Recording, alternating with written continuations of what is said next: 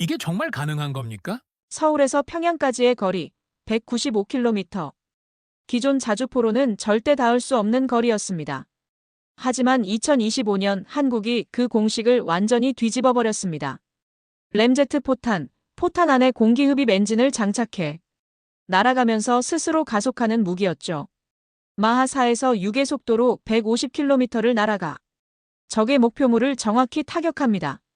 더 무서운 건 다른 자주포와의 호환성이었습니다. 155mm 규격이라 전 세계 어떤 자주포에서도 발사 가능했죠. K9 자주포 한 대가 1분에 6발에서 8발을 쏠 수 있으니 100대가 1시간 동안 퍼붓는 공격은 상상을 초월했습니다. 이런 기술은 처음 봤죠. 이게 정말 가능한 겁니까? 하지만 위성 데이터는 명확했고 한국은 이미 성공했습니다. 포탄이 로켓이 되는 순간 전장의 룰이 32 바뀝니다. seconds into the flight. 그 전에 잠깐 1초 만에 누를 수 있는 좋아요, 구독 버튼을 꾹 눌러주시면 영상 제작에 아주 큰 힘이 됩니다. 그럼 바로 시작하겠습니다. 2025년 10월 NATO 긴급 소집령이 떨어졌습니다. 북한의 도발이 또 시작됐고 동북아 정세가 심상치 않았죠.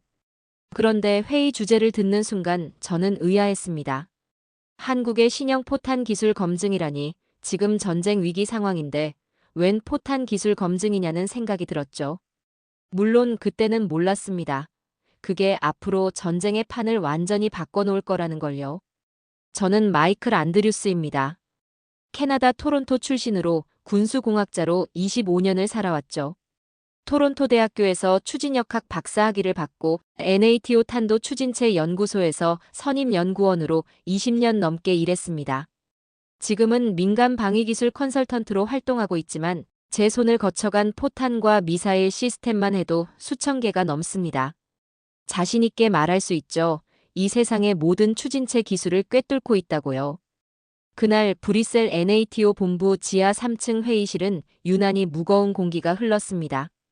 형광등 불빛 아래 각국에서 모인 20명의 전문가들이 자리를 잡았고 모두들 심각한 표정으로 앉아 있었죠. 북한이 며칠 전 또다시 탄도미사일을 발사했고 한반도 긴장이 최고조에 달한 상황이었으니 당연한 분위기였습니다. 의장이 서류를 펼치며 입을 열었습니다. 자, 시작하겠습니다. 오늘 회의 주제는 한국의 신형 포탄 기술에 대한 긴급 검토입니다. 한국이라고요? 저는 눈썹을 찌푸렸습니다. K9 자주포는 물론 알고 있죠. 꽤 훌륭한 무기 시스템입니다. 하지만 지금 이 급박한 상황에서 그걸 논할 때입니까? 도대체 무슨 얘기를 하자는 겁니까? 제 앞에 두툼한 보고서가 놓였습니다. 표지에 적힌 제목을 보는 순간 저는 미간을 찌푸릴 수밖에 없었죠. 155 램제트 추진 포탄 기술 분석 보고서 램제트요? 포탄의 램제트라니 이게 대체 무슨 조합입니까? 램제트 엔진은 초음속 미사일이나 항공기에 쓰는 추진 시스템인데 그걸 155mm 포탄에 넣는다는 게 말이나 됩니까? 서류를 펼쳤습니다. 첫 페이지부터 제 상식을 벗어나는 수치들이 나열돼 있었죠. 최고속도 마크 6.0, 최대 사거리 150km, CP1 형공산오차 EM 이하. 잠깐만요. 이게 진짜로 포탄 스펙입니까? 포탄이 마하 6으로 날아가고 150km를 날아간다고요? 게다가 오차가 2m 이하라니 이건 정밀 유도미사일 수준 아닙니까? 옆자리에 앉은 독일 출신 동료가 서류를 보더니 피식 웃으며 중얼거렸습니다. 이건 말도 안 되는 수치입니다, 마이클. 포탄이 이런 속도를 낼 수 있다면 그건 포탄이 아니라 순항미사일이죠. 저도 고개를 끄덕였습니다. 맞는 말이었으니까요. 25년 경력의 전문가로서 단언하건대 이런 성능은 물리적으로 불가능에 가깝습니다. 하지만 뭔가 마음에 걸렸습니다. 데이터 출처를 확인해보니 한국방위사업청이었고 실험 날짜도 명확하게 기재돼 있었죠. 2025년 9월 15일, 불과 한 달 전입니다. 시험 장소는 강원도 인제 종합사격장, 실험 참관자 명단까지 상세하게 나와 있었습니다. 이 정도로 구체적인 정보라면 단순한 홍보 자료는 아닌 것 같았습니다. 회의실 뒤쪽에서 프랑스 대표가 손을 들었습니다. 의장님, 이건 한국 측이 홍보용으로 과장한 수치 아닙니까? 실제 성능은 이것보다 훨씬 낮을 가능성이 높다고 봅니다. 회의실에 동조하는 웃음소리가 번졌습니다. 저도 따라 웃었죠. 그럴 거라고 생각했으니까요. 방산업체들이 성능을 부풀리는 건 업계에서 흔한 일이니까요. 그런데 의장이 웃지 않았습니다. 오히려 표정이 더 굳어지더니 천천히 무겁게 말했습니다. 문제는 말입니다. 신사숙녀 여러분. 이 데이터가 우리 NATO 첩보팀이 독자적으로 검증한 자료라는 겁니다. 순간 회의실의 공기가 얼어붙었습니다. 뭐라고요? 제가 반문했습니다. 독자 검증이라니 그게 무슨 말입니까? 의장이 리모컨을 들어 스크린을 켰습니다. 우리 정찰 위성이 포착한 영상입니다. 레이더 추적 기록, 탄도 분석, 탄착 지점 검증까지 모두 완료했습니다. 수치가 정확히 일치합니다. 아무도 말이 없었습니다. 저는 서류를 다시 펼쳤습니다. 기술 설명 부분을 찬찬히 읽어 내려갔죠. 램제트 엔진을 포탄 내부에 탑재, 비행 중 공기 흡입을 통한 자체 추진, 초음속 순항. 비행 가능 이건 완전히 미친 발상입니다. 포탄 안에 엔진을 넣어서 날아가면서 공기를 빨아들여 스스로 가속한다고요? 그럼 그건 포탄이 아니라 소형 순항 미사일 아닙니까? 저는 손을 들었습니다. 의장님, 죄송하지만 이건 불가능합니다. 155mm 포탄 크기의 램제트 엔진을 장착하는 건 물리적으로 불가능에 가깝습니다. 연소실을 만들 공간도 부족하고 발사 시 엄청난 충격과 가속도를 견뎌야 하는데 램제트 같은 정밀한 엔진이 그걸 버틸 수 있겠습니까? 의장이 고개를 끄덕였습니다. 저도 처음엔 그렇게 생각했습니다, 마이클. 우리 기술팀 전원이 같은 반응이었죠. 하지만 한국은 그걸 해냈습니다. 그가 스크린을 가리켰습니다. 직접 보시죠.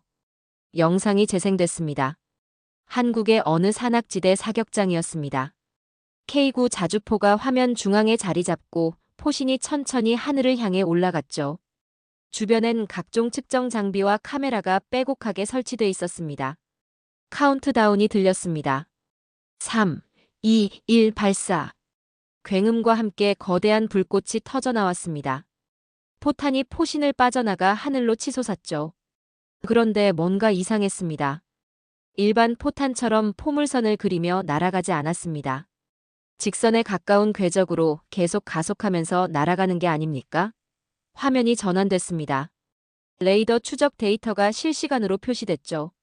속도를 보십시오. 의장이 말했습니다. 화면의 숫자가 빠르게 증가하고 있었습니다. 마크 3.0, 마크 4.2, 마크 5.0, 마크 5.8. 저는 숨이 막혔습니다. 이게 진짜입니까? 포탄이 저렇게 계속 가속할 수 있다는 겁니까? 영상이 끝났습니다. 회의실은 여전히 침묵에 잠겨 있었습니다. 영국 대표가 떨리는 목소리로 말했습니다. 만약 이게 진짜라면 말입니다. 전장의 룰이 완전히 바뀝니다. 맞습니다. 150km를 2분 안에 도달하는 포탄이라고요? 게다가 오차가 2m 이하라고요? 이건 방어가 사실상 불가능합니다. 요격 시스템이 반응할 시간조차 없죠. 저는 의장을 바라보며 물었습니다. 한국이 이걸 실전 배치한다면 어떻게 됩니까? 의장이 저를 똑바로 쳐다봤습니다. 그래서 당신을 부른 겁니다, 마이클. 당신이 직접 한국에 가서 확인해 주십시오. 이게 진짜인지 아니면 정교한 속임수인지 말입니다. 어디로 가라고요? 서울입니다. 한국 방산업체가 당신을 초청했습니다. 초청장은 일주일 후에 도착했습니다. 한국방위산업진흥회라는 곳에서 보낸 공식 문서였죠. 2025 서울 국제항공우주 및 방위산업 전시회 ADEX 특별 초청이라는 제목이 붙어 있었습니다. 저는 그 초청장을 한참 동안 들여다봤습니다. 솔직히 말하면 가고 싶지 않았습니다. 그들의 기술이 과장일 가능성이 높다고 생각했고 먼 길을 가서 실망만 하고 올 것 같았으니까요. 하지만 NATO의 요청을 거절할 수는 없었습니다. 의장이 직접 전화를 걸어 말했죠. 마이클, 자네가 가장 객관적인 사람이야. 자네 눈으로 직접 확인하고 보고서를 작성해주게. 결국 저는 인천행 비행기에 몸을 실었습니다. 12시간의 비행 내내 저는 회의적인 생각뿐이었습니다. 한국이 정말 램제트 포탄을 만들었을까요? 아니면 정교한 마케팅에 불과한 걸까요? 인천공항에 도착했을 때는 늦은 오후였습니다. 공항을 빠져나오자 한국 측 담당자가 저를 맞이했습니다. 젊은 여성이었는데 유창한 영어로 인사를 건넸죠. 안드류스 박사님, 먼 길 오시느라 고생 많으셨습니다. 내일 전시회장으로 안내해드리겠습니다. 저는 짧게 답례했습니다. 호텔로 가는 차 안에서 서울의 야경을 바라봤습니다. 고층 빌딩들이 빼곡하게 들어선 도시였죠. 생각보다 훨씬 현대적이었습니다. 다음 날 아침 경기도 성남에 있는 서울공항 전시장에 도착했습니다. 규모가 상당했습니다. 세계 각국의 방산업체들이 부스를 차려놓고 최신 무기 시스템을 전시하고 있었죠. F-35 전투기 모형, 패트리어트 미사일 시스템, 각종 장갑차와 드론들이 즐비했습니다. 하지만 저의 목적지는 따로 있었습니다. 한국관이었죠. 한국관 입구에 들어서자 거대한 K9 자주포가 저를 맞이했습니다. 실물 크기였고 검은색 포신이 위압적으로 하늘을 향하고 있었습니다. 주변엔 K 전차, K-21 장갑차, 천궁 방공 미사일 등 한국의 주력 무기들이 전시돼 있었습니다. 생각보다 인상적이었습니다. 하지만 제가 찾는 건 따로 있었죠. 전시장 한쪽 구석, 조명이 집중된 곳에 유리 케이스가 하나 놓여 있었습니다. 그 안에 포탄 하나가 전시돼 있었죠. 길이 약 1m, 직경 155mm의 검은색 포탄이었습니다. 하지만 일반 포탄과는 명백히 달랐습니다. 포탄 중앙부에 작은 흡입구들이 배치돼 있었고 후미 부분의 형태가 독특했죠. 케이스 앞에 설명 문구가 붙어 있었습니다. K-999 램제트 추진 유도포탄 서울에서 평양까지 단 한 발. 저는 그 문구를 보는 순간 멈칫했습니다. 서울에서 평양까지라. 직선거리로 약 195km죠. 그 거리를 포탄 하나로 커버한다는 겁니까? 게다가 단 한 발이라는 표현이 묘하게 마음에 걸렸습니다. 자신감일까요? 아니면 허세일까요? 관심 있으십니까? 뒤에서 목소리가 들렸습니다. 돌아보니 30대 중반으로 보이는 한국인 남성이 서 있었습니다. 안경을 쓴 마른 체구의 엔지니어처럼 보였죠. 저는 김준호입니다. 이 프로젝트의 추진체 설계팀장입니다. 그가 명함을 건넸습니다. 저는 명함을 받으며 물었습니다. 안드류스입니다. 이게 정말 램제트 엔진을 탑재한 겁니까? 김 팀장이 고개를 끄덕였습니다. 네, 맞습니다. 포탄이 발사된 후 마하 2 이상의 속도에 도달하면 램제트 엔진이 자동으로 점화됩니다. 그 이후로는 공기를 흡입해서 연소시키며 스스로 가속하죠. 최고 속도는 마하 6까지 도달합니다. 저는 회의적인 눈빛으로 포탄을 바라봤습니다. 그게 가능합니까? 발사 시 충격이 수만 G에 달할 텐데요. 램제트 같은 정밀 엔진이 그걸 견딜 수 있다고요? 김 팀장이 미소 지었습니다.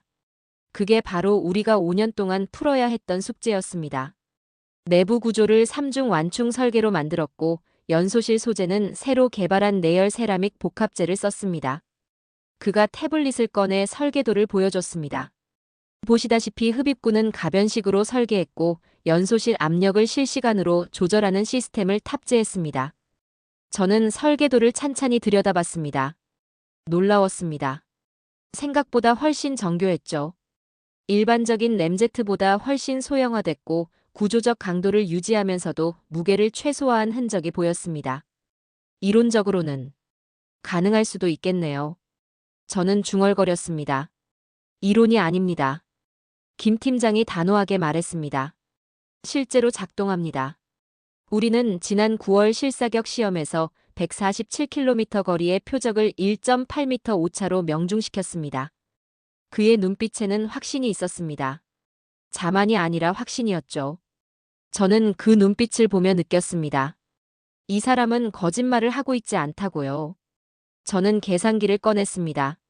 마하 6의 속도로 150km를 비행한다면 대략 2분에서 2분 30초 정도가 소요됩니다. 일반 포탄이 최대 사거리 3040km를 나는데 1분 이상 걸리는 것과 비교하면 혁명적인 수치죠. 게다가 정확도까지 높다니. 이건 단순한 포탄이 아닙니다. 전장의 게임 체인저입니다. 믿기 어려우시죠? 김 팀장이 물었습니다. 저는 고개를 들어 그를 바라봤습니다. 솔직히 말하면 네. 믿기 어렵습니다. 하지만 당신의 설계도는 인상적입니다. 김 팀장이 다시 미소 지었습니다. 그렇다면 직접 보시는 건 어떻습니까? 다음 주에 실사격 시험이 하나 더 예정돼 있습니다. 참관하시겠습니까? 저는 잠시 망설였습니다. 하지만 결국 고개를 끄덕였습니다. 가겠습니다. 그 순간 저는 느꼈습니다. 제 안에 과학자가 깨어나는 걸요. 이게 진짜라면 제가 지금까지 믿어온 모든 것이 흔들릴 겁니다. 하지만 진실을 봐야 했습니다. 그게 과학자의 의무니까요. 일주일 후, 저는 강원도 인제의 한 군사시설에 서 있었습니다. 산맥으로 둘러싸인 계곡 한가운데 철저하게 통제된 사격장이었죠. 입구부터 보안 검색이 삼엄했고 제 여권과 초청장을 3번이나 확인했습니다. 사격장 안으로 들어서자 K9 자주포 한 대가 중앙에 자리 잡고 있었고 주변에는 각종 레이더와 측정 장비들이 빼곡하게 설치돼 있었습니다. 통제실 건물도 보였죠. 김 팀장이 저를 맞이했습니다. 박사님 오셨습니까? 오늘 포탄이 하늘을 가르는 걸 직접 보실 겁니다. 저는 통제실로 안내받았습니다. 방탄 유리 너머로 사격장 전체가 한눈에 보였죠. 모니터들이 벽면을 가득 채우고 있었고 엔지니어들이 분주하게 움직이며 최종 점검을 하고 있었습니다. 제 옆자리에 한국군 장성 한 분이 앉았습니다. 처음 보시는 겁니까? 그가 물었습니다. 저는 고개를 끄덕였습니다. 네, 처음입니다. 장성이 미소 지었습니다. 그럼 평생 잊지 못하실 겁니다. 통제실 안에 긴장감이 고조됐습니다. 카운트다운이 시작됐죠. 발사 준비 완료. 10초 전. 저는 손에 땀이 났습니다. 과학자로 평생을 살아오면서 수많은 실험을 봤지만 이렇게 떨린 적은 없었습니다. 5, 4, 3, 2, 1 발사. 순간 세상이 흔들렸습니다. 엄청난 굉음과 함께 K9의 포신에서 거대한 화염이 뿜어져 나왔습니다. 땅이 진동했고 통제실 유리창이 떨렸죠. 포탄이 포신을 빠져나가 하늘로 치솟았습니다. 그런데 일반 포탄과는 확연히 달랐습니다. 발사된 지 3초 만에 포탄 꼬리에서 또 한 번 불꽃이 터져 나왔습니다. 램제트 엔진이 점화된 겁니다. 램제트 점화 확인. 엔지니어가 외쳤습니다. 모니터에 실시간 데이터가 표시되기 시작했습니다. 속도계 숫자가 미친 듯이 올라갔죠. 마크 2.8, 마크 3.5, 마크 4.2. 저는 숨을 멈췄습니다. 포탄이 하늘을 가르며 일직선으로 날아가고 있었습니다. 포물선이 아니었습니다. 로켓처럼, 아니 미사일처럼 계속 가속하며 수평으로 날아가고 있었습니다. 마크 5.0 돌파. 또 다른 목소리가 들렸습니다. 저는 모니터에서 눈을 뗄 수 없었습니다. 마크 5.5, 5.7, 5.9, 마크 6.0 도달. 통제실이 술렁였습니다. 저는 그 순간 제 평생의 확신이 무너지는 소리를 들었습니다. 이건 불가능한 일이었습니다. 아니, 불가능하다고 믿었던 일이었죠. 레이더 추적이 계속됐습니다. 포탄은 148km를 날아가 표적 지점에 명중했습니다. 탄착 확인. 오차 1.6m. 김 팀장이 보고했습니다. 통제실 안에 사람들이 환호했지만 저는 말을 잃었습니다. 그저 멍하니 모니터를 바라볼 뿐이었죠. 김 팀장이 제게 다가왔습니다. 어떻습니까, 박사님? 저는 천천히 고개를 돌려 그를 바라봤습니다. 이건... 목소리가 떨렸습니다. 이건 단순한 포탄이 아닙니다. 군사과학의 교과서를 다시 써야 할 수준입니다. 김 팀장이 조용히 말했습니다. 우리는 불가능을 증명하는 게 아닙니다. 가능성을 실행하는 겁니다. 저는 창밖을 바라봤습니다. 포탄이 지나간 하늘은 여전히 맑았습니다. 하지만 뭔가 달라졌습니다. 제 안에 뭔가가 완전히 달라져 있었죠. 그날 저는 깨달았습니다. 제가 본 건 단순한 무기 실험이 아니었습니다. 새로운 시대의 시작이었습니다. 캐나다로 돌아온 저는 일주일 후 NATO 본부에 다시 소집됐습니다. 긴급 보고 회의였죠. 저는 한국에서 촬영한 영상과 데이터를 그대로 제출했습니다. 레이더 기록, 속도 그래프, 탄착 오차 분석까지 모든 자료를 빠짐없이 준비했죠. 회의실에 들어서자 이미 15명 정도의 동료 과학자들이 앉아 있었습니다. 저는 프레젠테이션을 시작했습니다. 한국의 램제트 포탄은 실제로 작동합니다. 제가 직접 목격했습니다. 그러나 반응은 예상과 달랐습니다. 미국 측 대표가 팔짱을 끼고 말했습니다. 마이클, 자네 정말 이 데이터를 믿는 건가? 155mm 포탄이 마하 6으로 날아간다고? 독일 동료가 거들었습니다. 이건 조작된 수치입니다. 한국 측이 당신을 속인 거예요. 레이더 데이터도 얼마든지 조작할 수 있습니다. 프랑스 대표가 비웃듯 말했습니다. 램제트를 포탄에 넣는다는 게 말이나 됩니까? 그건 물리적으로 불가능이에요. 저는 답답했습니다. 여러분, 저는 제 눈으로 직접 봤습니다. 발사 순간부터 탄착까지 모든 과정을 목격했습니다. 하지만 영국 대표가 고개를 저었습니다. 마이클, 자네가 본 건 정교하게 연출된 쇼일 가능성이 높아. 그들은 자네를 설득하기 위해 모든 걸 준비했을 거야. 회의실의 분위기가 싸늘해졌습니다. 저는 제 보고서를 믿지 않는 동료들의 시선을 견뎌야 했죠. 회의가 끝나고 혼자 남았을 때 저는 혼란스러웠습니다. 제가 본 게 진짜가 아니었을까요? 정말 정교한 속임수에 넘어간 걸까요? 아니, 그럴 리 없습니다. 레이더 데이터는 실시간이었고 포탄이 날아가는 모습을 제 눈으로 똑똑히 봤습니다. 하지만 25년을 함께 일한 동료들이 모두 불가능하다고 말하는데 제가 틀린 걸까요? 그날 밤 저는 연구실에 혼자 남아 모든 계산을 처음부터 다시 시작했습니다. 램제트 엔진의 추력 계산, 공기 흡입량, 연소 효율, 탄도 방정식. 밤새 계산기를 두드리며 수식을 풀어나갔죠. 커피를 5잔이나 마셨습니다.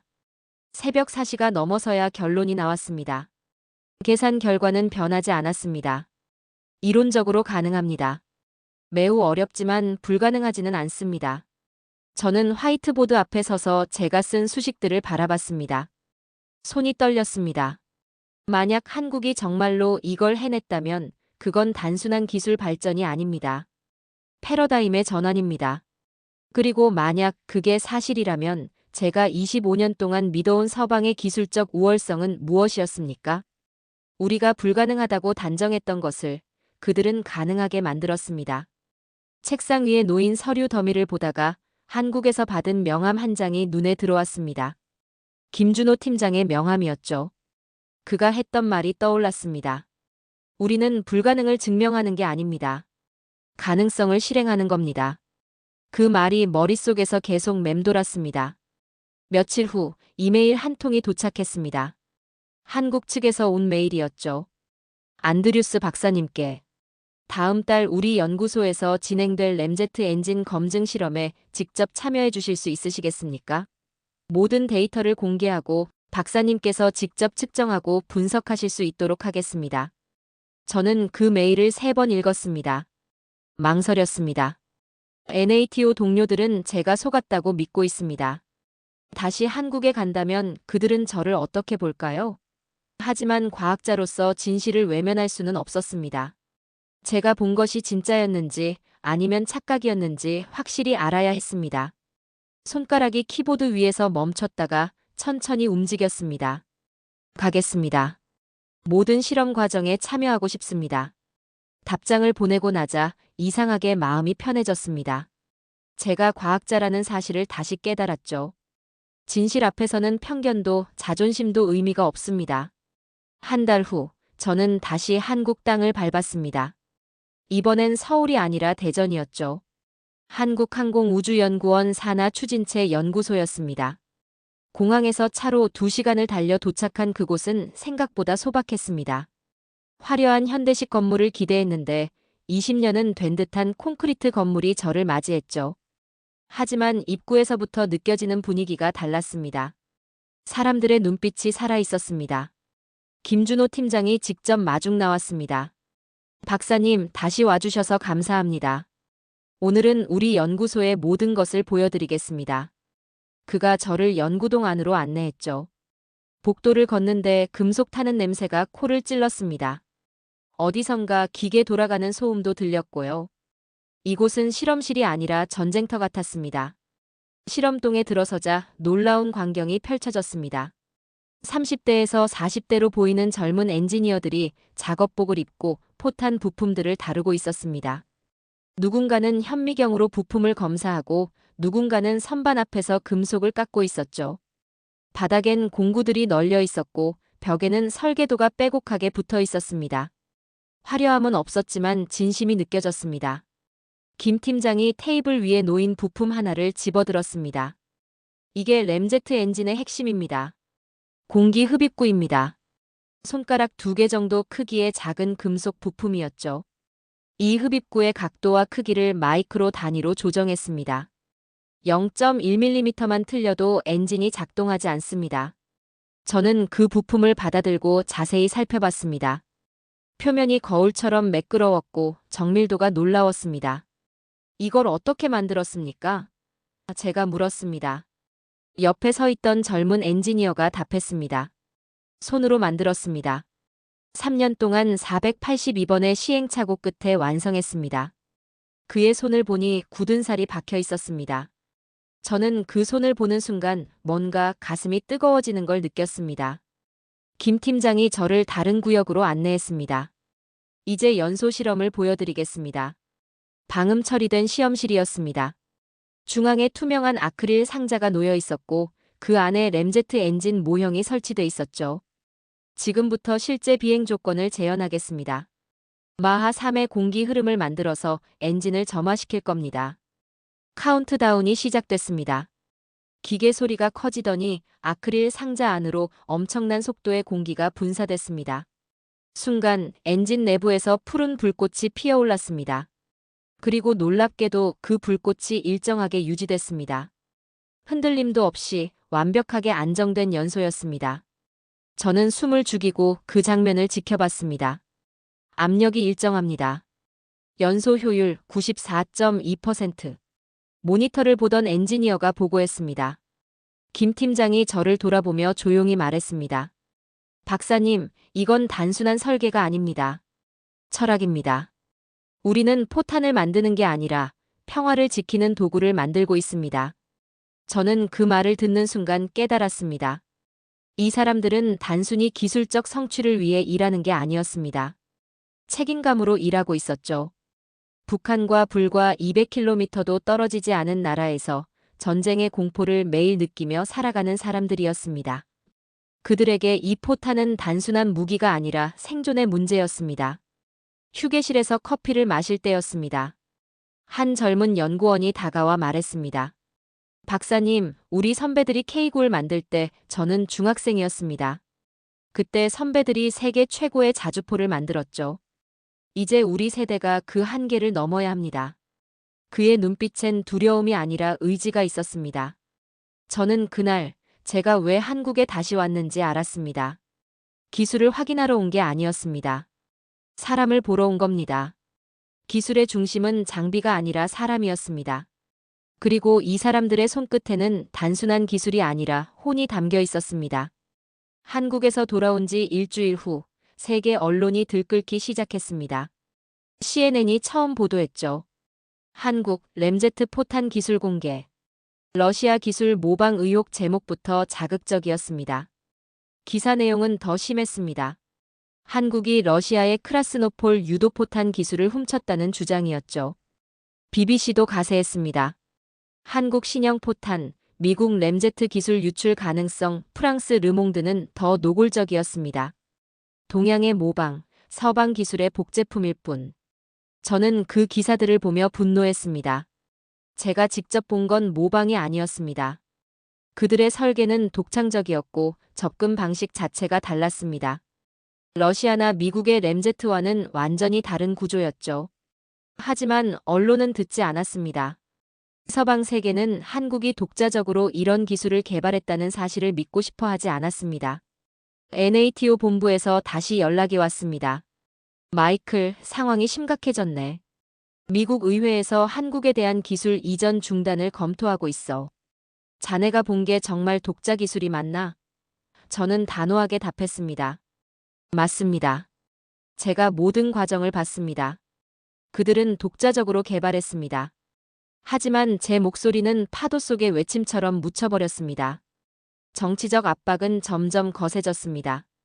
미국 국방부가 한국 정부에 공식 서한을 보냈다는 소식이 들렸습니다. 기술 출처를 명확히 밝히라는 요구였죠. NATO도 한국의 실험 데이터 전면 공개를 요청했습니다. 한국 연구진은 곤란한 처지에 몰렸습니다. 군사 기밀을 모두 공개할 수는 없는 노릇이었으니까요. 김준호 팀장에게서 이메일이 왔습니다. 박사님, 힘든 시기입니다. 하지만 우리는 멈추지 않을 겁니다. 진실은 결국 드러나니까요.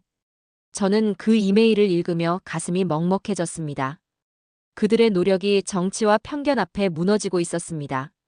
그러던 어느 날 충격적인 소식이 들렸습니다. 한국에서 추가 시험 중 사고가 발생했다는 겁니다. 대전 연구소에서 연소체 내압 시험을 하던 중 연소실이 파열됐고 폭발이 일어났다는 거였죠. 부상자가 3명 발생했습니다. 다행히 생명에는 지장이 없다고 했지만 실험실은 완전히 파괴됐다고 했습니다. 서방 언론은 이 사고를 대서특필했습니다.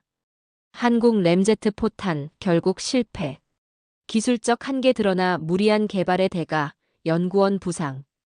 허황된 꿈의 종말 기사 댓글들은 더 잔혹했습니다. 역시 모방 기술은 한계가 있어. 서방 기술 없이는 아무것도 못 만들어. 저는 그 기사들을 보며 주먹을 쥐었습니다. NATO 동료들이 저에게 말했습니다. 봤지, 마이클? 결국 실패했잖아. 우리 말이 맞았어. 하지만 저는 알고 있었습니다. 실패는 개발 과정의 일부입니다. 모든 혁신적 기술은 실패를 거쳐 완성되는 겁니다. 미국의 F-35 개발 과정에서 얼마나 많은 사고가 있었습니까? 러시아의 하이퍼소닉 미사일도 수십 번의 실패 끝에 성공했습니다. 하지만 서방은 한국에게는 실패를 허락하지 않았습니다. 저는 김 팀장에게 전화를 걸었습니다. 그의 목소리는 지쳐 있었지만 꺾이지 않았습니다. 박사님, 괜찮습니다. 우리는 원인을 찾았습니다. 연소실 소재의 열팽창 계수를 잘못 계산했던 겁니다. 이미 수정안을 만들었습니다. 저는 물었습니다. 계속하시겠습니까? 그가 단호하게 답했습니다. 당연합니다. 우리가 멈추면 다시 20년을 잃습니다. 사고 당일 밤 한국 연구소는 복구 작업을 시작했다고 들었습니다. 부상당한 연구원 중 한 명은 병원에서 퇴원하자마자 다시 연구소로 복귀했다고 합니다. 팔에 붕대를 감은 채로요.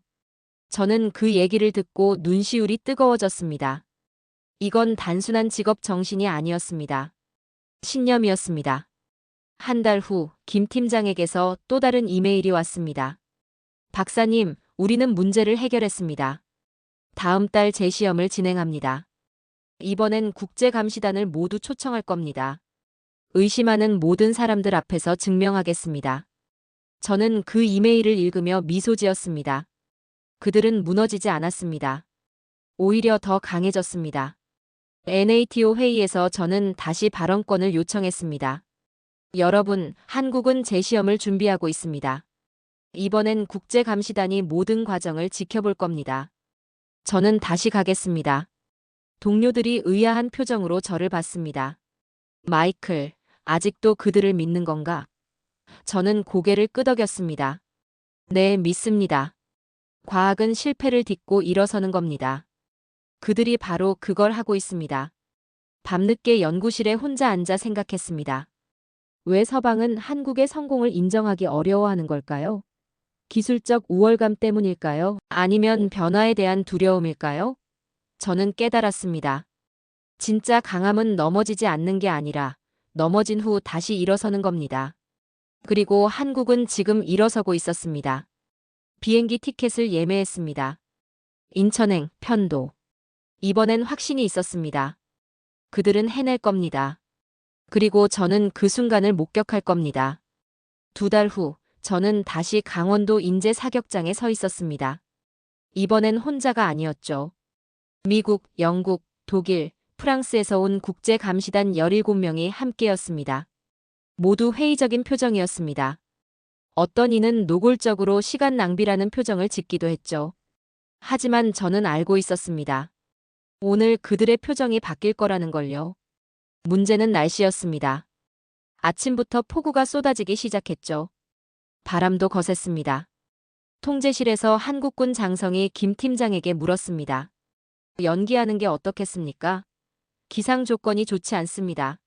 하지만 김 팀장은 고개를 저었습니다. 아닙니다. 예정대로 진행하겠습니다. 실전에서는 날씨를 선택할 수 없으니까요. 빗속에서 연구원들이 마지막 점검을 하고 있었습니다. 방수복을 입고 케이블을 확인하고 센서를 점검하는 모습이 보였죠. 비가 내릴수록 그들의 움직임은 더 신중해졌습니다. 아무도 포기하지 않았습니다. 저는 창밖을 보며 생각했습니다. 저 사람들의 의지는 폭우보다 강하다고요. 통제실로 모두 모였습니다. 국제감시단은 각자 모니터 앞에 앉아 데이터를 확인할 준비를 했습니다. 영국 대표가 중얼거렸습니다. 이 날씨에 정확한 데이터가 나올까? 저는 대답하지 않았습니다. 곧 알게 될 테니까요. 발사 10분 전 통제실에 붉은 조명이 켜졌습니다. 김 팀장이 마이크를 잡았습니다. 모든 팀, 최종 상태 보고하십시오. 하나씩 답이 돌아왔습니다.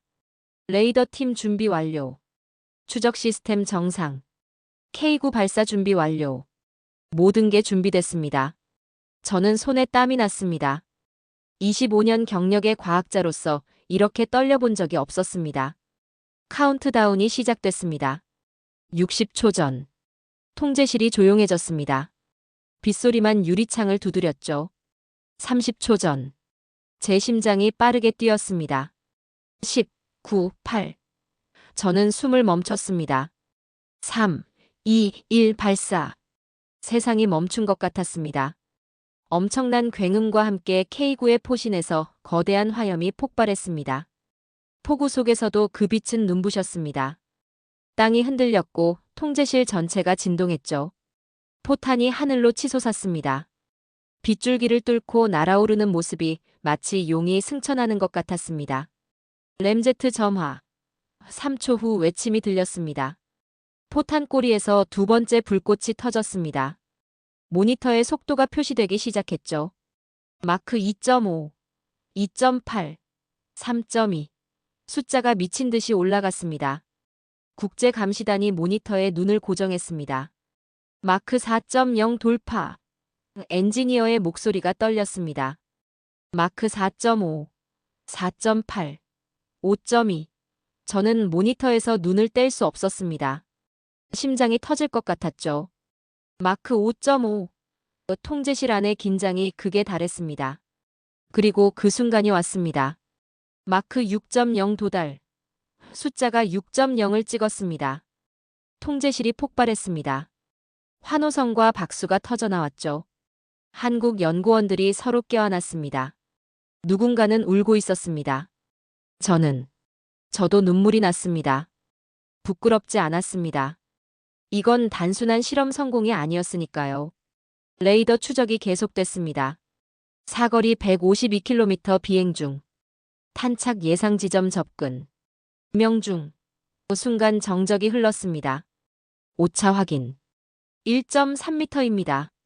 통제실이 다시 한번 들끓었습니다. 국제감시단석이 조용했습니다.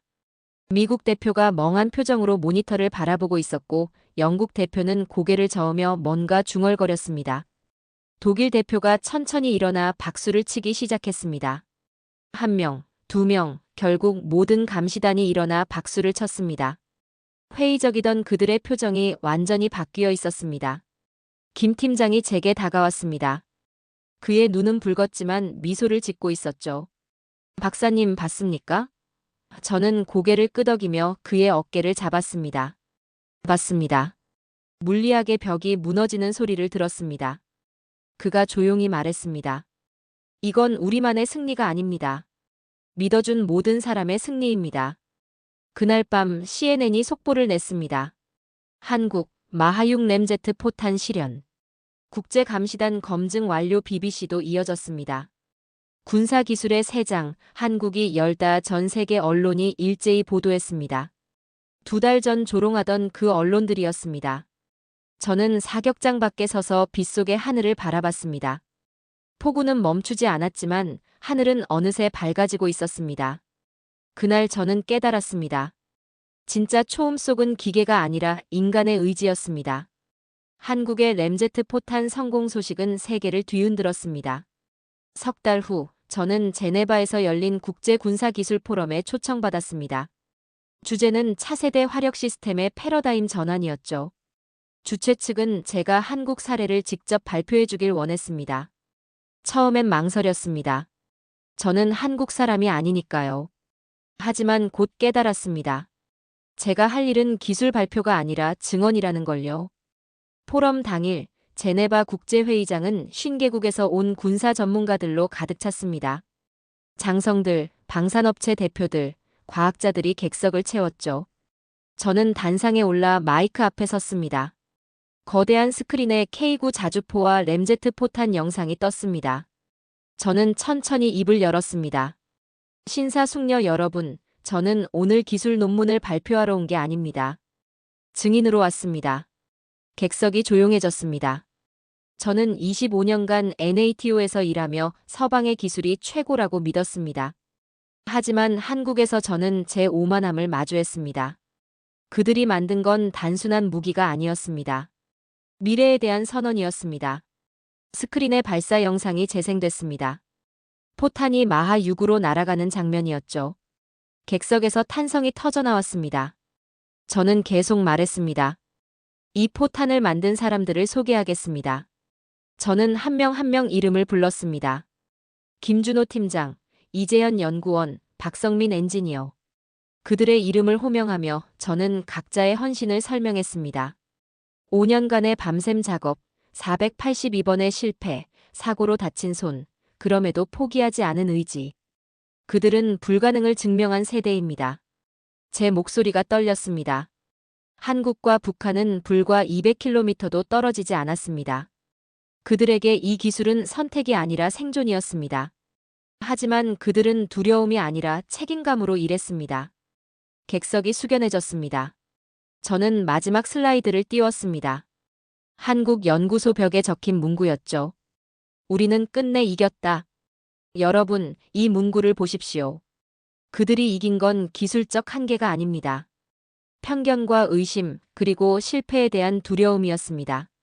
진짜 강함은 무기의 성능이 아니라 그걸 만드는 사람의 의지에서 나옵니다. 그리고 제가 가장 하고 싶었던 말을 했습니다. 한국이 만든 건 무기가 아니라 평화를 지키는 도구입니다. 이 포탄 하나가 전쟁을 억제할 수 있다면 그것이야말로 진정한 가치 아니겠습니까? 객석이 조용했습니다. 그리고 누군가 일어나 박수를 치기 시작했습니다. 독일 장성이었죠. 1명, 2명, 결국 전체가 기립박수를 보냈습니다. 저는 그 순간 울컥했습니다. 발표가 끝나고 여러 사람이 저에게 다가왔습니다. 미국 국방부 관계자가 말했습니다. 안드류스 박사, 우리가 틀렸습니다. 한국을 과소평가했어요. 프랑스 대표도 고개를 숙였습니다. 기술 유출 의혹을 제기한 것 사과드립니다. 저는 그들에게 말했습니다. 저에게가 아니라 한국에 하십시오. 포럼이 끝나고 일주일 후 저는 다시 한국으로 날아갔습니다. 개인적인 방문이었죠. 대전 연구소에 도착했을 때 김 팀장이 반갑게 맞아줬습니다. 박사님, 제네바 연설 봤습니다. 감사합니다. 저는 고개를 저었습니다. 제가 한 건 진실을 말한 것뿐입니다. 연구소를 둘러보며 저는 변화를 느꼈습니다. 새로운 장비들이 들어왔고 연구원들도 늘었더군요. 하지만 그들의 눈빛은 여전했습니다. 겸손하지만 확신에 찬 눈빛이었죠. 실험동 벽에는 여전히 그 문구가 걸려 있었습니다. 우리는 끝내 이겼다. 저는 그 문구 앞에 오래 서 있었습니다. 김 팀장이 옆에 섰습니다. 박사님, 이건 끝이 아닙니다. 시작입니다. 우리는 이미 다음 세대를 준비하고 있습니다. 저는 미소 지었습니다. 알고 있습니다. 당신들은 멈추지 않을 테니까요. 저녁 무렵 연구소 옥상에 올라가 하늘을 바라봤습니다. 노을이 지고 있었죠. 동쪽 하늘이 붉게 물들어 있었습니다. 저는 그 풍경을 보며 생각했습니다. 제가 한국에서 본 건 단순한 기술 발전이 아니었습니다. 한 나라의 의지였고 한 세대의 각성이었습니다. 캐나다로 돌아가는 비행기 안에서 저는 노트에 한 줄을 적었습니다. 하늘은 이제 동쪽에서 열린다. 저는 더 이상 서방 중심의 과학자가 아니었습니다. 진실을 본 증인이었죠. 그리고 그 진실은 명확했습니다. 기술의 미래는 자본이나 전통이 아니라 절실함과 의지가 만든다는 것을요. 창밖으로 구름 위로 떠오르는 해를 봤습니다. 동쪽에서 떠오르는 해였습니다. 저는 미소 지었습니다. 새로운 시대가 시작되고 있었습니다.